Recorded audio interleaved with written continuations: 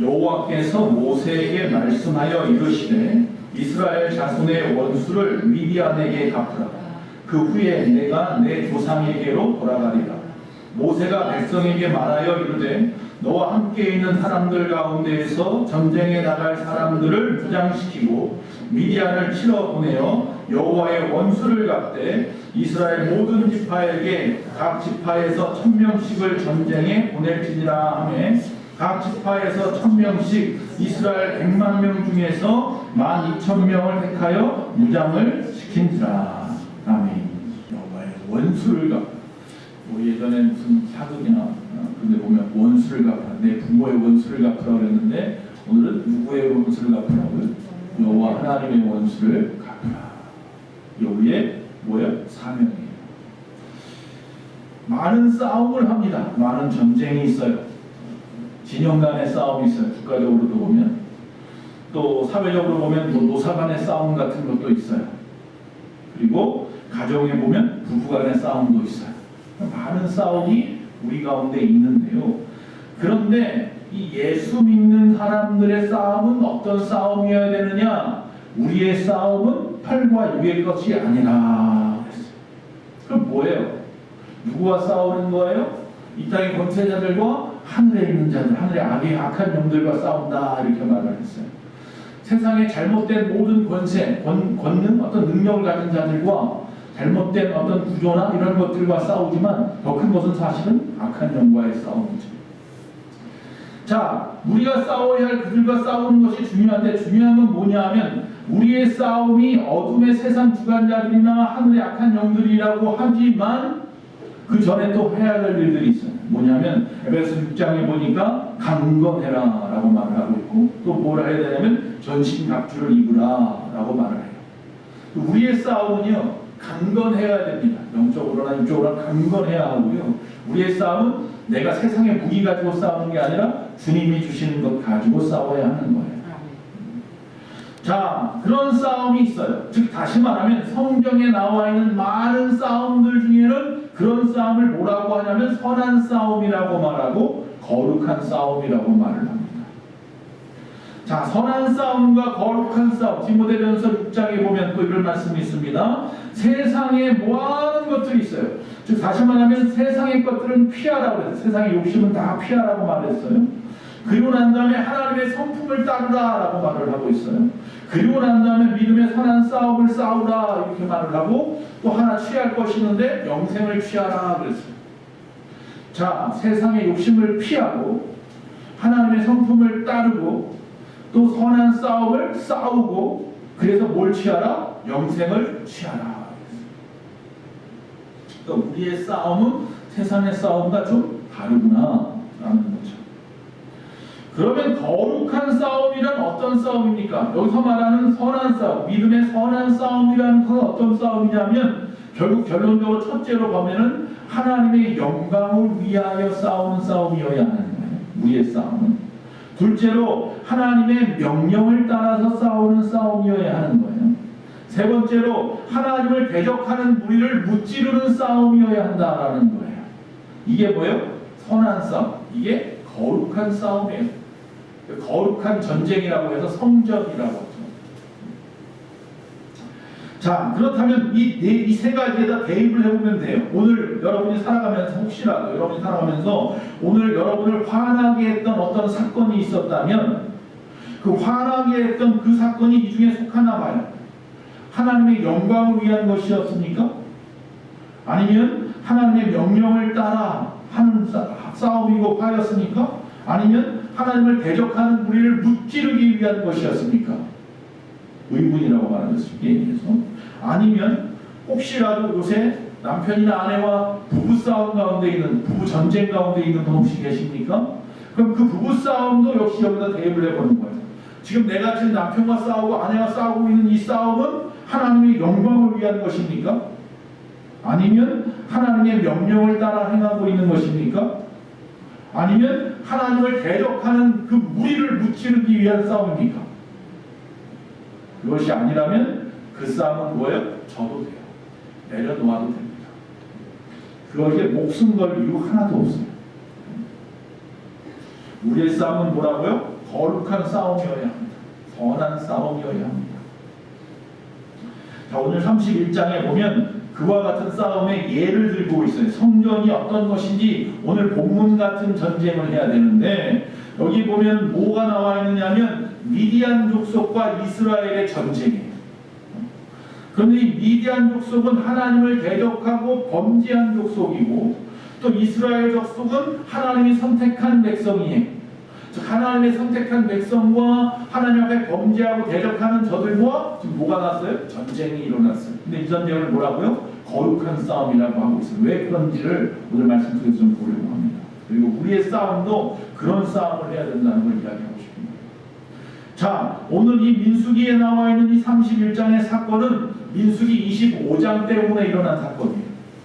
민수기 25장을 부올에서 일어난 사건이라고 해서 부올 사건이라고 말을 해요. 바알부올이라고 하죠. 자, 이 부올 사건은 뭐냐? 여러분이 너무나 잘 아는, 우리 하나님 계속 그렇게 말씀을 전하게 하시는 이유가 뭔지 모르겠는데, 최근 한 4개월, 5개월 사이에 벌써 이 이야기를 한 4-5번 한 것 같아요. 발람과 발락의 저주예요. 아시죠? 자, 모압왕 발락이 이 미디안 주술가인 발람을 갖다가 불러서 이스라엘을 저주하라고 명령을 했는데, 하나님께서 그 입술을 바꾸어서 축복하게 만드셔요.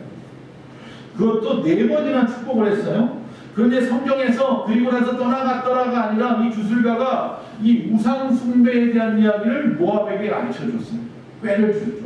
저희 이스라엘 백성들은 우상 숭배하는 걸 가장 무서워하니 그들이 우상 숭배하게 하면 된다. 또 하나 음행하게 하면 된다.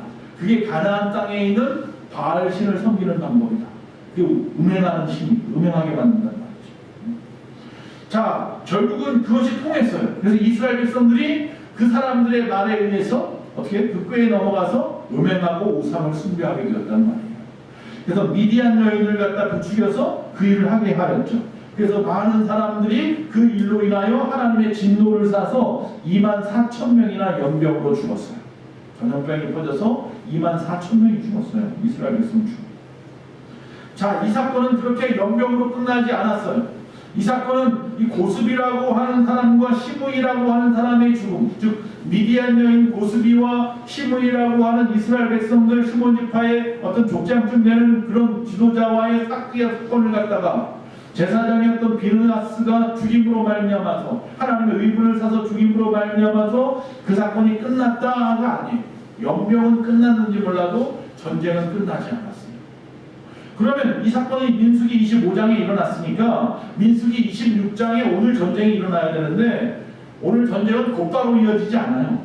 31장에서 이루어져요. 그럼 중간에 26장, 27장, 28장, 29장, 30장이나 있네요. 도대체 뭐 할 거예요? 빨리 그들과 전쟁을 하지 않고.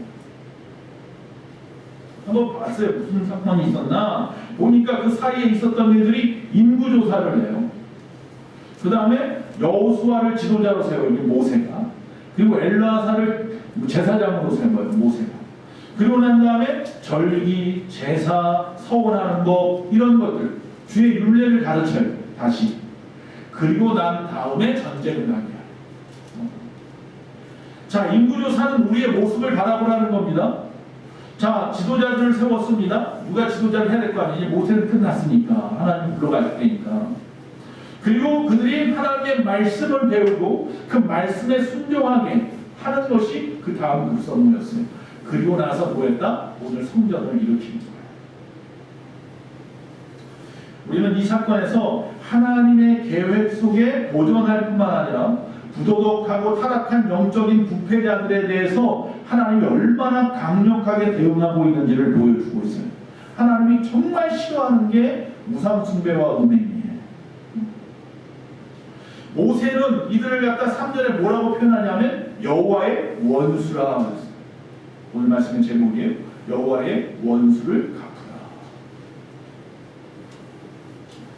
자, 그래서 오늘은 그 여호와의 원수를 갚으라고 하는 이 명령을 바라보면서 하나님께서 이 공의로운 성전, 공의로운 전쟁을 어떤 성격으로 우리에게 가르쳐주고 있는지를 보려고 하는 겁니다. 첫째로 하나님께서는요 성전을 명령하십니다라는 거예요.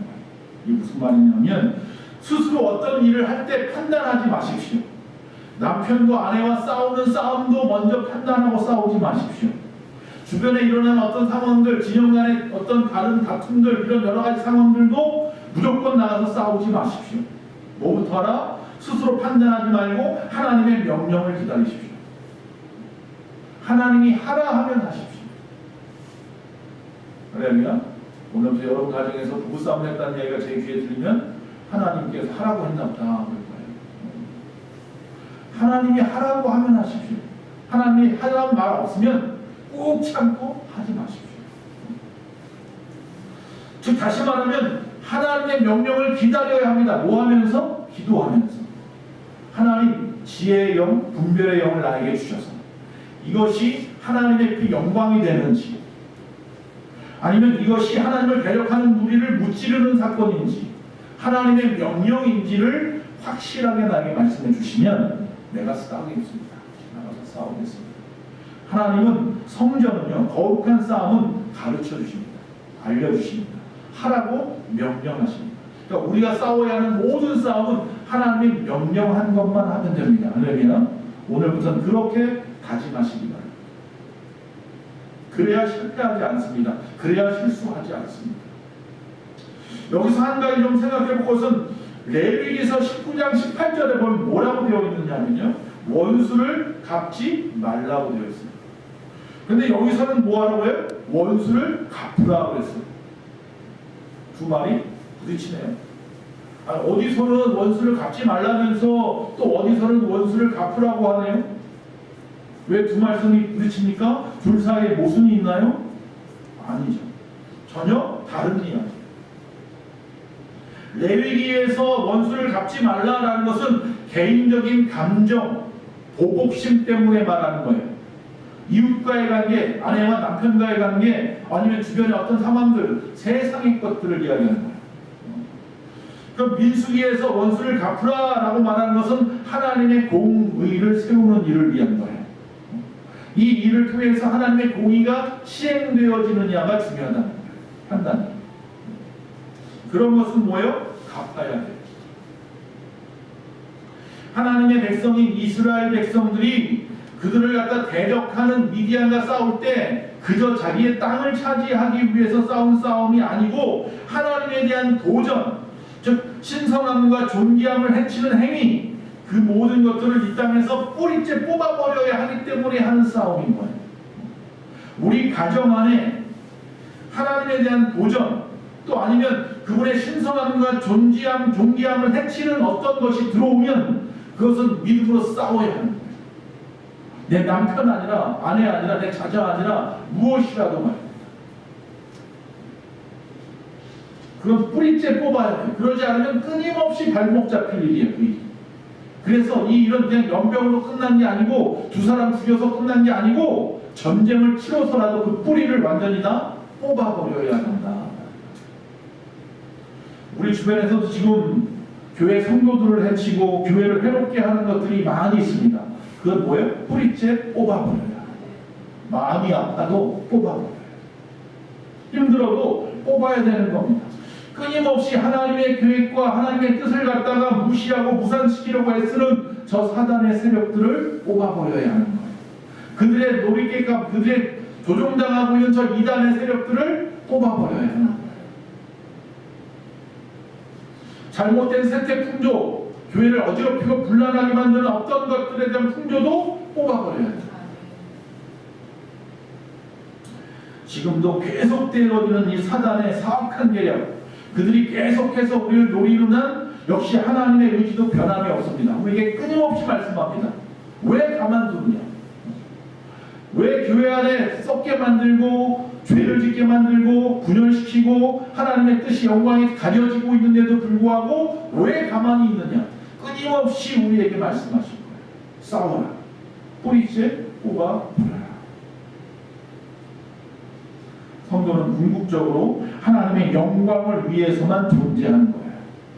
그러니까 저와 여러분이 이 땅에 살아갈 이유는 뭐냐면 잘 먹고 잘 사는 게 아니라 내 이름 석자 남기는 것이 아니라 내 자녀에게 재산 많이 남겨주는 게 아니라 하나님의 영광을 위해서 그 이유 목적으로 우리가 이 땅에 살아가고 있습니다. 그런데 그분의 영광, 그분의 이름, 그분의 권위를 훼손하고 있는 자들이 우리 주변에 있다면 적극적으로 대처해야 되는 거예요. 우리는 하나님의 영광과 거룩한 나라를 위한 거룩한 싸움을 날마다 해야 되는 거죠. 두 번째, 하나님께서는요, 우리가 싸우라고 말씀하시면서 그냥 내보내지 않고요, 공의의 도구로 우리를 사용하십니다. 다시 말하면 하나님께서 거룩한 사명을 주셔서 뚜렷한 목적의식을 가지고 나가서 싸우게 하신다. 자, 2절에 보니까 미디안에게 원수를 갚은 뒤에 모세가 내 조상에게로 돌아가리라. 즉 다시 말하면 하늘나라 간다는 이야기, 죽는다는 이야기를 하는 거예요. 이 말은 뭐예요? 미디안을 절멸시키는 이 전쟁이 모세의 마지막 사명이었죠. 이 일이 하나님 편에서 얼마나 막중한 일이었으면 모세의 마지막 사명으로 여러 가지도 있을 텐데 탁 하나 집어서 저 미디안과의 전쟁이 모세의 마지막 사명이다.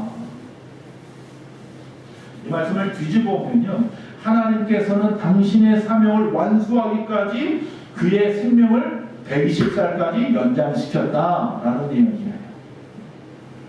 그의 사명은 뭐였어요? 자기 민족을 이끌고 홍해바다를 건너 광야로 나오는 것이었고, 그의 사명은 그들을 데리고 다시 가나안에 들어가는 것까지였어요. 그러나 그의 죄악으로 인하여 하나님의 말씀에 불순종했죠. 반석을 치지 말았어야 되는데 반석을 쳐서 물이 나오게 했죠. 그 사건 이후로 그는 들어갈 수 없게 되었어요. 그리고 여호수아를 통해서 그들이 가나안에 들어가게 되었어요. 결국 들어갈 수 없게 된 모세가 마지막 해야 될 그 사명이 120세에 할 일은 뭐냐면, 저 멀리 요단강 건너편에 뭐가 보여요? 가나안이 보이는데도 못 들어가요. 이게 내가 여기서 할 일은 시팀에서, 즉 건너가기 전에 지나친 곳이잖아요. 시팀에서 할 일은 저 미디안 사람들과 싸워서 승리하는 것이다. 여기서 미디안이라고 말하지만 이 사람들 결국 광야에 사는 사람들을 말합니다. 자, 그들과 싸워서 이기는 일이 마지막 그의 사명이에요. 자, 그럼 우리 입장에서 보면, 그러면 그 사명을 늦게 완수하면 할수록 우린 장수하겠네. 하나님이 그 사명을 주었고 그 사명이 끝나면 데려간다고 했으니까 그 사명을 내가 질질 가지고 있다가 나중에 천천히 하면 그만큼 오래 사는 거예요. 그렇게 생각한다면 그건 정말 오산입니다. 만약에 그런다면요, 그 하나님께서 그 사명의 잔을 옮겨버릴 겁니다. 사명은 정말로 하나님 은혜 가운데서 우리가 모든 사람이 완수해야 될 것들인데, 이 사명을 완수하면 또 다른 사명을 하나님이 주실 수도 있으니 사명은 빨리 완수하십시오. 그러면 하나님께서 잘하네, 또 다른 사명을 주실 수도 있습니다. 더 큰 능력을 주시고 더 많은 것들을 부어주실 수도 있으니 사명을 가지고 질질 끌지 마시고, 내 사명이 무엇인지 알았으면 그 일을 위해서 오늘 다 이루겠다는 생각으로 최선을 다해서 오늘 살아가는 거예요. 그런 자들을 하나님이 쓰십니다. 자, 또 보면 6절에 제사장 비느하스를 앞장세우라고 말하고 있어요. 자, 제사장 비느하스는 뭐라고요? 이 고스비 사건, 이 사건을 갖다가 종결지었던 사람이었단 말이에요. 그들 갖다가 죽임으로 말미암아서 음행하는 자들을 죽임으로 하나님의 진노가 풀렸잖아요. 하나님의 진노를 풀어드린 사람이 누구예요? 이 비느하스예요. 그 사람이 전쟁의 선봉에 서야 한다고 말합니다. 그는 결코 불의를 보고 용납하지 않는 강직한 성격의 소유자이기도 하고, 거룩한 전쟁에 앞장서서 싸울 때에 많은 사람들이 정말로 100배 심기일전해서 용기가 가득해서 군기가 막 올라가서 뭐라 그럴까요? 그래서 그들과 강하게 나가서 싸울 수 있을 만한 힘을 얻을 수 있는 사람인 거예요. 야, 비느하스가 앞장선다. 그럼 우리는 무조건 싸우면 이길 거야. 이렇게 되는 거죠. 아간 같은 사람을 갖다가 앞장서면 그들은 또 죽을 거예요. 아이고, 저 죄 많은 사람을 앞장서면 우리가 뭘 보고 따라갈까? 중요한 거예요. 리더가 그만큼 중요한 거예요. 그래서 이 거룩한 전쟁에 출전하는 데서 저격자는 비느하스였기 때문에 비느하스를 앞장세웠어요. 우리는 어떻습니까? 주님이 쓰시기에 합당하여서 여러분을 그 자리에 세우셨습니다. 각자의 직분과 신급을 주셨단 말이에요. 그럼 여러분이 그 직분에서, 그 신급에서 목자면 목자대로, 아니면 집사님이나 권사님이나 안수집사님이나 장로님이나 그렇다면 그 자리에서 여러분에게 주어진 어떤 일을 통하여 일할 때에 앞장설 수 있을 만한 적격자이냐 묻는 거예요. 여러분이 비누아스가 되어야 해요. 우리 교회의 비누아스가 되셔야 돼요. 자, 우리가 분명히 앞에서 그랬어요. 누구를 갖다가 지도자를 세웠다고요? 여호수아를 앞에서 세웠어 이미. 그럼 여호수아를 앞장 세워야 될 거 아니에요? 그 사람을 군대장관으로 세웠으니까. 그런데 모세가 뭐라고 해요? 여호수아 너 말고 비누아스가 앞장서라. 왜 그랬어요? 이 전쟁은 육적인 땅 빼앗기 전쟁이 아니라 무슨 싸움이니까? 영적인 전쟁이니까. 이해가 되십니까? 가나안에 들어가서 누가 앞장서요? 여호수아가 앞장서죠. 그건 뭐예요? 가나안을 빼앗는 전쟁입니다. 하나님의 영광을 회복하기 위한 거룩한 목적의 전쟁이었기 때문이었다. 자, 이 전쟁의 선봉에는요, 비누아스가 서고 그 뒤에 누가 서느냐 하면 갓지파가 서고 시몬 지파가 서고 갓지파가 서고 루벤 지파가 서고 므낫세 단 지파가 서요. 이 사람들은 뭐예요? 이미 땅을 얻은 사람들. 요단강 동편에서 이미 땅을 얻었는데 여기서 살겠습니다 하니까 살아도 좋지만 너희 전쟁에 나갈 수 있는 사람은 다 같이 먼저 넘어와서 앞장서서 싸워야 한다 그러니까 그들이 오케이 했던 거잖아요. 그래서 아이성전 투 때도 여리고 때도 그렇고 항상 뭐예요? 맨 앞에 앞장섰단 말이에요. 여러분, 저와 여러분도 혹시라도 신앙으로 볼 때 이미 하나님으로부터 귀한 직분도 받고 신분도 받고 여러분이 바로 므낫세 반집하고 여러분이 루벤 집하고 같이 바라고 느낀다면 여러분 그냥 나는 다 얻었으니까 하늘의 기업을 다 얻었으니까 믿음도 받았고 구원도 받았고 우리 가족 다 구원받았으니까 나는 그냥 뒷짐지고 뒤에 있을게가 아니라 어떻게 되느냐? 앞장서야 돼요. 본이 되어 주셔야 돼요. 기업을 먼저 얻은 자들, 먼저 믿는 자들의 할 일은 노블레스 오블리죠. 할렐루야. 그게 중요해요. 자, 그리고 또 하나는 뭐냐면 이 비누아스가 나갈 때 그냥 나가는 게 아니라 성전의 기구와 나팔을 들고 나가라 그랬어요. 자, 나팔은 알겠어요. 전쟁할 때 부는 거니까. 성전의 기구를 가지고 나가는 도대체 뭘까? 성전의 기구가. 어떤 사람은 우림과 둠밈이라고도 하고 옥수로 쓰여서 어떤 사람은 법궤라고도 하고 뭐든지 간에 상관없지만 뭐 제가 볼 때는 법궤가 아닐까 싶기도 해요. 왜냐하면 이미 사사시대 때 엘리 제사장 때 홈리와 비나스 그 두 아들이 법궤 가지고 앞에 전쟁터에 나갔었던 적도 있었잖아요. 그러니까 하나님을 앞세운다는 의미에서 법궤를 가지고 나갔을 수도 있고 아니면 제사장의 가슴판에 있는 에봇 흉백 뒤에 있는 우림과 둠밈이라는 두 돌 뭐예요? 무슨 일을 판결할 때마다 꺼내는 돌이잖아요. 그걸 가지고 나왔을 수도 있고 뭔지 모르겠는데 성전에 있는 기구를 가지고 나왔다는 것은 어떤 의미냐면 하나님을 앞세웠다는 얘기고 하나님의 말씀을 앞세웠다는 얘기예요. 또 생각해 볼 것은 뭐냐면 각 지파에서 1000명씩만 데려갔대요. 1000명씩. 아니 왜 고작 1000명씩입니까? 12지파니까 12,000명으로 전쟁을 해요. 물론 아이성은 3000명 가지고도 이길 수 있는 성이었는데 그들의 믿음 없음으로 인하여 처음에 졌지만 이 성은 그런 성이 아니에요. 큰 성이란 말이에요. 많은 무리란 말이에요. 미디안의 무리가. 그들과 싸우는데 고작 1200명이 가요. 12,000명이 가요. 5절에 보면 100만 명 중에서 100만 명이나 되는데 왜 12,000명을? 이전 성경에는 1000만인 중에라고 되어 있어요. 1000만이고 100만 명은 많다는 얘기예요. 많은 숫자 중에서 고작 12,000명만이라는 거예요. 그리고 그들이 8절에 보니까 미디안의 5왕을 죽였다고 했어요.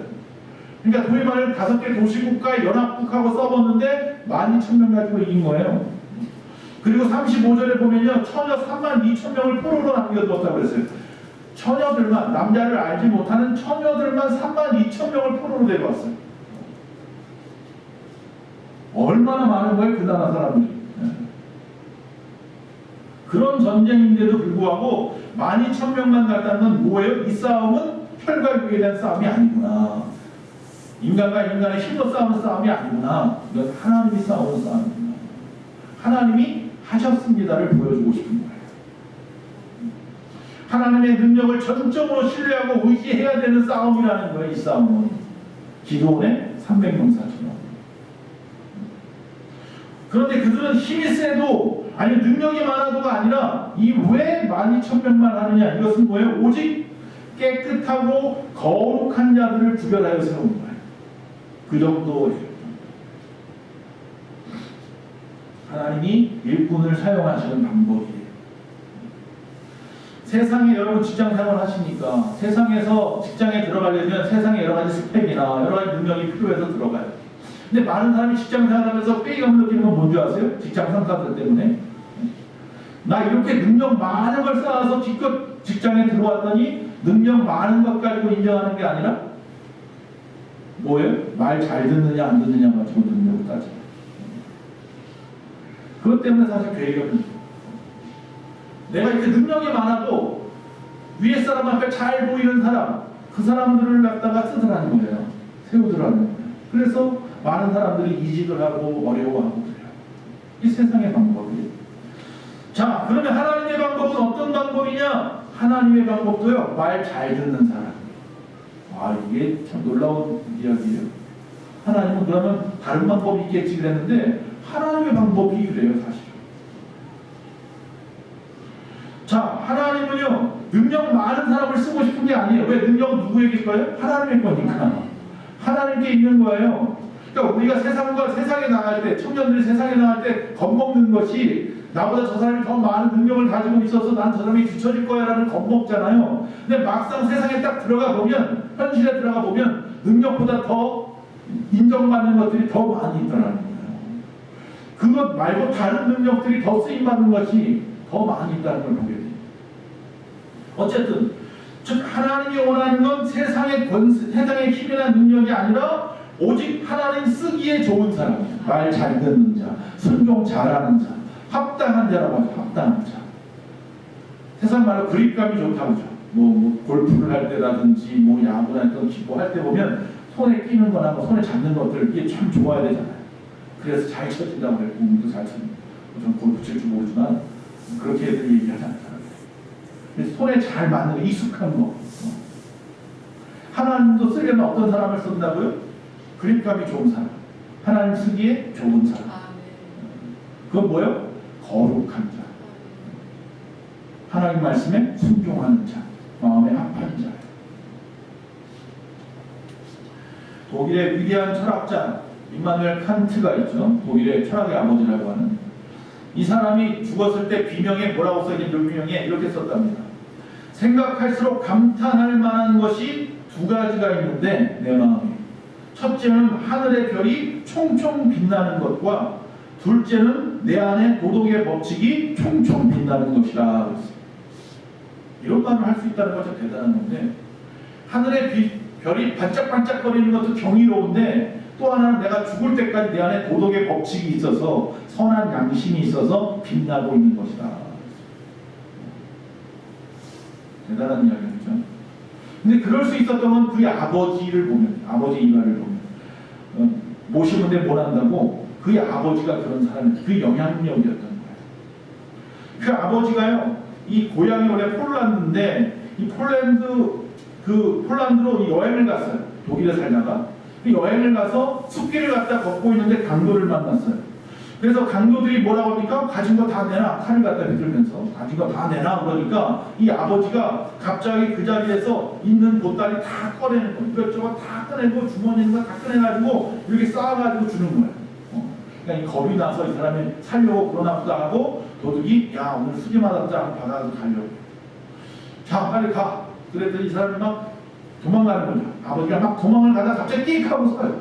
근데 막 돌아와요. 막 돌아와가지고는 다시 또 안주머니 꺼내더니 금반지를 하나 꺼내가지고 가진 거 다 내놓으라고 하셨는데 깜빡하고 이걸 못 드렸어요 하고 들키는 거예요.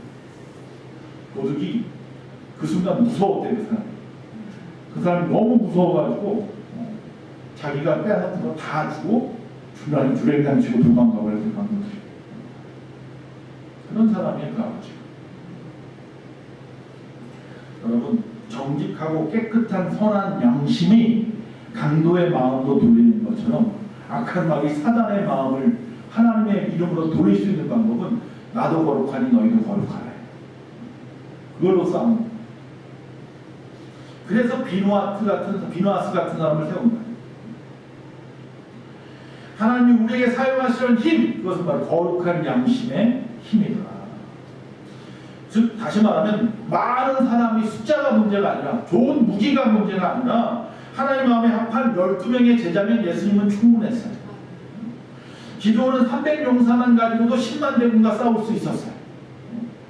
엘리야의 시대에도 숨겨놓은 7,000명이 있었고 아브라함의 식설 중에서 부리는 자 318명 가지고도 그들라오멜을 비롯한 그가 싸워서 승리를 했어요. 그리고 자기 조카를 찾아왔어요. 여러분, 하나님 마음에 합한 자가 몇 명만 있으면 충분하다. 세 번째 마지막입니다. 하나님이 친히 대적을 멸하신다는 사실이에요. 자, 하나님이 명령하시고 하나님이 공의로운 자를 세워서 전쟁을 하시면 그 전쟁은 누가 하는 거예요? 그 사람이 하는 거잖아요. 그러나 사람이 하는 것 같지만 결국은 전쟁의 승리를 누가 일으키냐? 하나님 손에 달려있다. 이 말은 누가 한 말이에요? 전쟁은 하나님께 속한 것이다. 다윗이 한 말이에요. 다윗이. 누구하고 싸울 때? 골리앗하고 싸울 때. 사무엘상 17장에 보면 47절에 전쟁은 하나님께 속한 것이니 그가 너희를 우리 손에 넘기시리라. 그리고 전쟁터에 나가서 골리앗한테 물맷돌 던졌더니 그냥 나가 자빠졌다. 하나님께서 성전을 선포하셨고 하나님이 비록 하나님의 사람들을 통해서 싸우시지만 결국에는 하나님이 승리하도록 도우셔서 결국 친히 그들을 진멸하시더라. 오늘 새벽에 나오신 분들은 이 말씀을 들었고 매일 성경을 갖다 아침마다 묵상하시는 분도 역시 마찬가지로 오늘 아침 새벽의 말씀이에요. 자, 여호수아가 이 여호수아서 10장에 보면 여호수아가 전쟁에 들어갔어요. 여리고를 무너뜨리고 아이성에서 두 번째 전쟁에서 결국 승리하고 그 다음에 기브온 사람들이 멀리서 온 것처럼 속여가지고 와가지고는 파친을 맺자고 해서 파친을 맺었어요. 알고 봤더니 다음에 전쟁하려고 했던 나라네. 그러나 하나님과 약속하기 때문에 그들 갖다 놓아주었죠. 그런데 주변에 있는 남쪽에 있는 가나안 남쪽에 있는 5개 도시 국가가 연합을 해서 기브온을 쳐들어가니 괘씸한 놈, 너만 살자고 그러냐. 기브온 높은 곳에 있어 해발 700m 그곳에 있는 그들에게 전쟁을 선포했어요. 기브온 사람들이 깜짝 놀라서 어떻게 합니까? 도움을 청하죠. 여호수아에게. 자, 여호수아가 그 도움을 듣고 어떻게 합니까? 화친을 맺은 것 때문에 이 하나님과의 약속이죠. 서원을 지키기 위해서. 서원은 무엇이든지 지키라고 했습니까? 어쩔 수 없이 전쟁터에 나가서 기어 올라가요. 그 전쟁의 높은 곳까지 기어 올라가요. 나중에 솔로몬이 1,000번 제물 드렸던 기브온 산당이 거기 있잖아요. 높은 곳에. 거기까지 기어 올라가서 결국 전쟁은 누가요? 여호수아가 싸웠죠, 물론. 근데 여호수아가 싸워서 승리한 것 같아요. 그들이 막 도망가기 시작해요. 야, 한 명도 남기지 말아야 되는데 하나님은 다 전멸하라고 하셨습니다. 한 명도 남기지 말아야 되는데 도망을 가네? 그러니까 갑자기 어떻게 합니까? 우박이 막 쏟아져. 하늘에서 우박이 쏟아지더니 그들이 다 죽기 시작했어요. 자, 저들이 죽으려면 시간이 좀 더 필요한 거예요. 전쟁을 완전히 다 진멸시키려면 시간이 필요하고 시간이. 근데 뭐예요? 해가 지려고 해요. 그래서 갑자기 여호수아가 뭐라고 그래요? 태양아 머물러라 그래요. 하늘에 있는 태양 보러 스탑 그래요. 달 너도 아야나 골짜기에 그냥 머물러. 달도 스탑 그래요. 어떤 분이 이상한 소리 뭐 하나님 꼼짝만 했는데 그런 것이 아니라 정말로 태양을 멈추고 달을 멈추었어요. 이건 누가 한 거예요? 여호수아가 했어요? 정말 멈췄거든요. 하나님이 하신 겁니다. 하나님. 결국 이 전쟁은 누구의 전쟁이? 하나님의 전쟁. 끝내는 건 누가 끝낸 거예요? 결국 하나님이 끝내신 거예요. 여러분이 시작하면 겁이 날 수도 있고요. 시간이 길어질 수도 있고요. 힘들 수도 있어요. 그러나 인내하시고 싸우다 보면 결국 누가 싸워요? 하나님이 싸우시는 걸 보게 될 것이고 하나님이 끝낼 겁니다. 여기서도 비누아스의 성전의 기관 앞팔고 앞장섰습니다. 하나님이 그를 앞세운 싸움이었습니다. 또 하나님이 앞장선 싸움이었습니다. 결국 미디안이 다 비참하게 죽어버리고 끝나버렸습니다. 모든 성읍과 촌란이 불태워져 버렸습니다. 군사들이 나머지가 하나도 없이 다 죽여버렸습니다. 그런데 문제는 모세가 여기 보니까 책망을 합니다. 군사는 다 죽였는지 모르는데 남자아이 사내를 하는 여자들까지 다 살려준 거예요. 그러니까 어린애들은 다 살려주고 여자들은 다 살려준 거예요. 모세가 책망합니다. 하나님을 대적하는 악인은 다 뿌리째 뽑아버리려고 했는데 왜 살려줬느냐. 죄의 씨를 남기지 아니하시던 하나님의 의지가 있어요. 우리가 생각할 때 이거 선한 것 같지 않은데요, 하나님의 선이 이유가 있는 거란 말이에요. 그 죄의 누룩이 부풀어지기 시작하면 교회 하나 무너뜨리는 것쯤은, 사회를 멸망시키는 것쯤은, 금방 부패시키는 것쯤은, 그걸 없애버려야 돼요. 아파도 잘라내야 돼요. 상처가 있으면 이게 곪기 전에 내 살이라고 아깝다고 하지 말고 잘라내 버려야 돼요. 그래야 내가 살아요. 제가 항상 말씀드립니다. 교회에서 두 가지만 지키십시오. 하나는 뭐냐면 인정에 끌리지 마십시오. 인정에 끌리지 마십시오. 하나님의 말씀이 기준이 되어서 정확하게 치리할 건 치리해야 됩니다. 잘못된 것인데도 불구하고 주의 사랑으로 끌어안읍시다 해서 무조건 끌어안지 마세요. 그 판단은 하나님의 말씀이 판단할 것이고, 그것이 그 이후에 제가 판단하겠습니다. 주의 종이 하나님의 법에 따라서. 여러분이 스스로 인정에 끌려서 판단하지 마세요. 또 하나, 질서를 지켜야 돼요. 다시 말하면 교회에서 사람을 세우는 일이나 교회에서 어떤 일을 진행하는 일에 있어서는 질서를 좀 따라주세요. 예배를 준비하는 일이라든지 아니면 교회 어떤 행사를 프로그램을 행하는 일에 있어서 주의 종이, 교회 협의회가, 교회 재직회에서 그런 일들을 통해서 하나하나 넘어가잖아요. 그렇게 해서 넘어가서 무엇이 법이 되고 그것이 우리 교회의 규칙이 되면 그렇게 하는 거예요.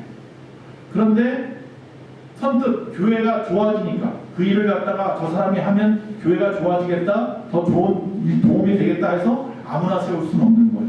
교회 나온 지 얼마 되지도 않은 분을 막 세울 수도 없는 거고, 그러면 제가 난처해지잖아요. 저는 분명히 기도하고 준비하는 것들이 있는데, 과정이 있고 목회 과정이 있는 질서라는 게 있는데, 갑자기 화물이 툭 튀어나와서 어떤 일을 갖다가 관여해서 저는 알지도 못한 일을 갖다가 만들어가면 다 엉클어져 버릴 거예요. 그것이 옳다 할지라도 교회는 뭐예요? 질서가 있어야 됩니다. 저한테 물어야 됩니다. 뭐든지. 저는 하나님께 꼭 물어야 되는 거죠. 그리고 교회 안에 있는 협의회가 있고 재직회가 있잖아요. 거기가 협의가 끝나야 되는 일이지, 말도 없이 그냥 무조건 가서 어떤 일을 한다든지 마음대로, 아니면 누구를 갖다 마음대로 여기저기에 포지션을 정해준다든지 그런 일은 하면 안 돼요. 그건 안 돼요. 그 두 가지만 좀 지켜주세요. 그럼 우리 교회는 편안합니다. 지금 말씀드린 것처럼 이 교회도 마찬가지고 하나님의 나라도 마찬가지고, 우리가 살아가는 데서 엄격해야 될 것은 좀 엄격해야 된다라는 거예요. 특히 죄에 대해서만큼은 엄격해야 돼요. 우리가 싸워야 할 대상이 누구인지 무엇인지 분명히 알아야 되고, 또한 나는 주를 위해서 싸울 수 있는 합당한 주의 군사가 되었는지 합당한지를 또 확인해야 될 것이고, 그리고 난 다음에 정말로 하나님이 이를 도와주시는지 안 도와주시는지 그것 또한 한 번 더 생각해 보아야 합니다. 그리고 일하는 거예요. 제가 분명히 말했죠. 합당함은 능력이 아니라는 거예요. 하나님의 거룩함을 입은 자여야 하는 거예요. 하나님의 명하신 본래 목적, 그것은 충성하는 것인데, 그것은 바로 바른 삶을 살아가는 비결이기도 한 거예요. 충성하셔요. 내 뜻 버리고 하나님의 마음으로 충성하는 거예요. 내 뜻대로 충성하는 건 충성이 아니라는 거예요. 하나님의 방법대로 하는 거예요. 그게 순종입니다. 처음에 모세에게 책망받았던 이 이스라엘 군대처럼 살려주어서 우리도 혹시 본질 핵심을 놓쳐버리고 자기 마음대로 행하는 일이 있다면 안 돼요. 하나님의 일을 온전히 이루려면 끝까지 하나님의 방법대로 해야 돼요.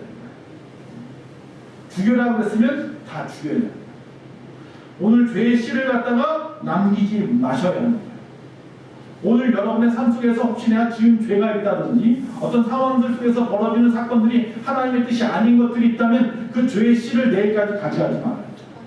오늘 끝내야 돼요. 회개하고 잠자리에 드셔야 돼요. 그러지 못하면 그게 나에게 뭐가 돼요? 습관이 되어버려요. 중독이 되어버려요. 그게 죄가 되어버려요. 범죄가 되어버리고 사망에 이르게 하는 거예요. 그래서 끊으라고, 아파도 끊어야 돼요. 말씀을 마칩니다. 매일의 영적 전쟁 가운데서 정말 힘든 전쟁이 하나 있습니다. 이건 뭐냐면 상대방이 있으면 전쟁할 때 좀 싸우고 보이면 싸울 만한데 이 마귀도 보이지 않아. 그건 명예놀라도 봐. 근데 하나 잘 안 보이는 게 있어요. 뭐로? 나. 내 자신과의 싸움만큼 힘든 게 없어요. 오늘도 나 자신과의 싸움에서 승리하셨는지 모르겠습니다. 자신의 생각, 아집, 고집, 또 욕망 이런 것으로 바라보는 것들, 그것을 좀 멀리 해야 됩니다.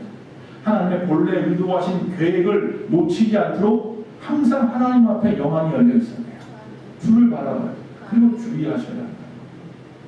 또한 그리스도의 보혈, 성령의 씻음으로 날마다 죄에서 돌이켜야 됩니다. 그래서 여러분의 가정이 정결한 가정이 되어야 돼요. 우리 교회가 정결한 교회가 되어야 되고 이 사회가 정결한 사회가 되어야 돼요. 그게 그의 나라와 그의 의를 구하는 자들의 삶입니다. 그게 선한 싸움의 마지막 종착지. 오늘도 선한 싸움을 싸우는 주의 분사된 우리들 그 사명 잘 감당하시다가 마지막 때 하나님의 영광 돌리는 저와 여러분 되시기를 간절히 축원합니다.